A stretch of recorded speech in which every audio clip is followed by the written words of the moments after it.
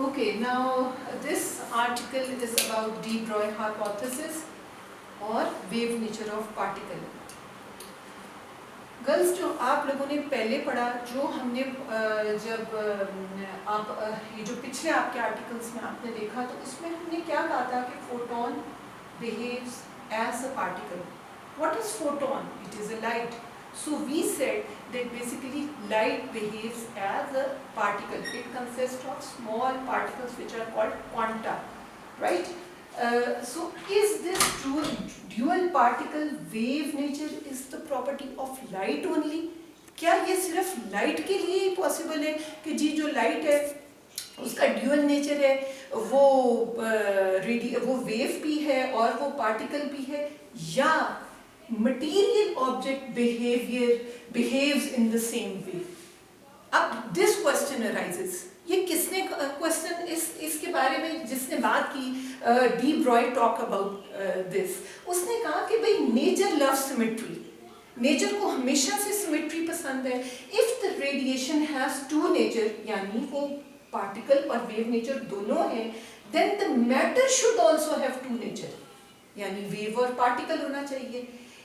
If matter has wave nature, then it spreads out. ये बिल्कुल ऐसे ही है जैसे ये मेरे हाथ में एरो हो कोई, और अगर मैं इसको फेंकूं, ऐसे नीचे करके फेंकूं, तो क्या होगा कि ऑब्वियसली क्योंकि ये पार्टिकल है, क्योंकि ये मैटर है, तो आपके ज़हन में आएगा कि ऑब्वियसली ये स्ट्रेट जाएगा, थोड़ी आपको नजर आएगा एक तीर की तरह जाएगा, मूव करेगा. बॉल को ले लें, वो भी इसी तरह मूव करेगा. That is also matter. That is very confusing कि it behave like a wave, क्योंकि अगर ये वेव की तरह बिहेव करेगा तो ऐसा होना चाहिए कि इट शुड स्प्रेड. वो मूव करते हुए इट शुड स्प्रेड, जो कि आपने अपनी फर्स्ट ईयर में जब हमने वेव को पढ़ा था, तो तब आपने पढ़ा था उसकी हैगन्स प्रिंसिपल, जो दो लॉस थे वो पढ़े थे, और आपने देखा था कि हमने जिस तरह से उसको बनाया और कहा कि basically it spreads, energy is spreaded over the whole portion, whole wave, और वो छोटे छोटे वेव फ्रंट से मिलकर बनी होती है. तो गर्ल्स, इसके लिए भी वो सारी चीजें ट्रू होनी चाहिए. According to de Broglie, matter also has wavelength. Sometimes matter behave as particle and sometimes it behave like wave.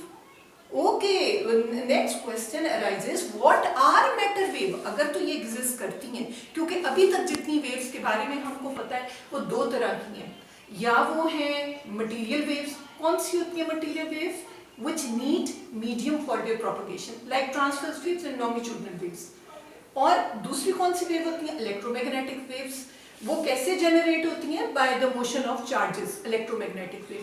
तो सवाल पैदा होता है कि आया ये इन दोनों में से, मैटर वेव इन दोनों में से कोई वेव है, या ये कुछ और है? तो answer is basically it is matter waves are third type of wave. They are neither material waves nor electromagnetic wave. दोनों में से कोई भी नहीं है. Every moving particle is basically, इसका जो कॉन्सेप्ट है कि एवरी मूविंग पार्टिकल, ये देखिए, ये मैंने ये इसके लिए फिगर बनाई है सिर्फ आपको समझाने के लिए कि every material particle is surrounded by a wave. बिल्कुल ऐसे जैसे उसके गिर्द ऐसे उसको कवर किया हुआ है, और वेव चल रही है और उस पार्टिकल को आगे लेकर जा रही है. सो every moving particle is surrounded by a wave. This wave has two things. It has position, it has momentum, but both are uncertain. ये इसकी प्रॉपर्टी है किसकी? जो कि मैटर वेव है, राइट? और this wave has a wavelength. जाहिर बात है, वेव है तो वेवलेंथ तो होगी, लेकिन वेवलेंथ कैसी होगी? वो ऐसी होगी कि lambda is equal to h over p, h over mv. Girls, this is a complete relation. ये हमें रिलेशन क्या बताती है? Basically it is a relation between the wave nature and the particle nature. क्योंकि ये mass, velocity, ये mv, it is related to the particle. Lambda, it is related to the wave. So this is the de Broglie hypothesis. Lambda of matter wave कितनी range होती है इसकी? क्या infinity तक होती है, या इसकी कोई डिफाइंड रेंज है? Girls, this it has a range from 0 to infinity. 0 to infinity होती है. इफ v इज 0, ये एक्स्ट्रा है जो कि आपकी बुक में आपको नहीं दिया हुआ, लेकिन आगे जब आपके क्वेश्चंस आए तो ये आपको हेल्प आउट करेंगे कि इफ v इज 0, अगर तो वेलोसिटी 0 है तो लैम्डा इज इंफिनिटी। आप देखें वेव नेचर खत्म हो गया, बिल्कुल स्ट्रेट हो गई है, पहले वेव ऐसे जा रही थी, अब वो बिल्कुल स्ट्रेट हो गई।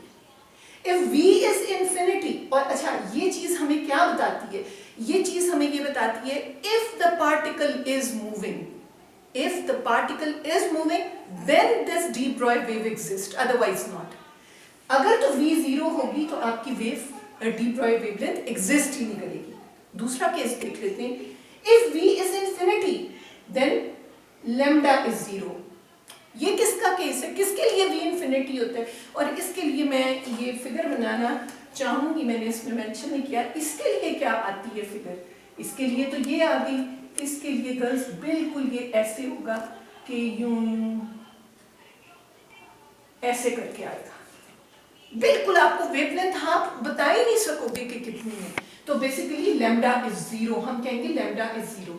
चलें अब इसको जरा कैलकुलेट करके देखते हैं कि अब ये तो इसने हमें बता दिया, इन सारी बातों से ये पता चलता है कि if I am moving then the wave is associated with me, if bus is moving then the wave is also associated with the bus, if the ball is moving then the wave is associated with the ball, then why don't we see those waves? क्या वजह है कि जब जब जब macroscopic size आता है, बड़ी चीजें हमारे पास आती हैं, हम उस वेव को ऑब्जर्व नहीं कर पाते। हम वेव को ऑब्जर्व कैसे करते हैं, आप लोगों ने फर्स्ट ईयर में पढ़ा हुआ through diffraction experiment, through interference experiments, कि वो हमें वेव नेचर के बारे में बताती है।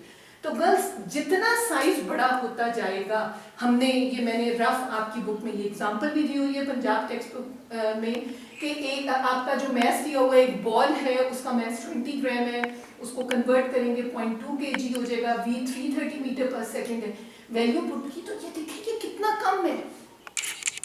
डायफ्रैक्शन के लिए जरूरी है कि उतने साइज की स्लिट ना हो, कहां से आप इस को डायफ्रैक्शन शो कर सकते हैं, इसीलिए ये वेव आपको पता ही नहीं चलती, मैं चल रही हूँ आपको पता ही नहीं चलेगा कि वेव इज एसोसिएटेड विद मी। कहां पे पता चलेगा, for atomic size, for very small size, जैसे इलेक्ट्रॉन का साइज हो गया, उसके साथ मैं वही वैल्यूज पुट करूं, इसी तरह एज की वैल्यू पुट करूं, इलेक्ट्रॉन का मैस आपको पता है, उसकी वेलोसिटी जो इन्होंने आपको दी होगी, ये जो बुक में दी हुई है, जब पुट किया है, have just written the value of lambda, it comes out to be 7 × 10⁻⁻10 metre. ये देख लेंगे इसके मुकाबले में कितनी बड़ी है। उसकी वजह क्या है, उसकी वजह है एज, एज की वजह से ये इतनी कम वैल्यू है एज की कि जब हम बड़ा साइज लेते हैं तो इसका इफेक्ट नेग्लिजिबल हो जाता है। जब हम ये वाले छोटे किसी बॉडी के लिए एटॉमिक साइज पे कंसिडर करते हैं तो वो डोमिनेटिंग इफेक्ट्स हो जाते हैं, राइट।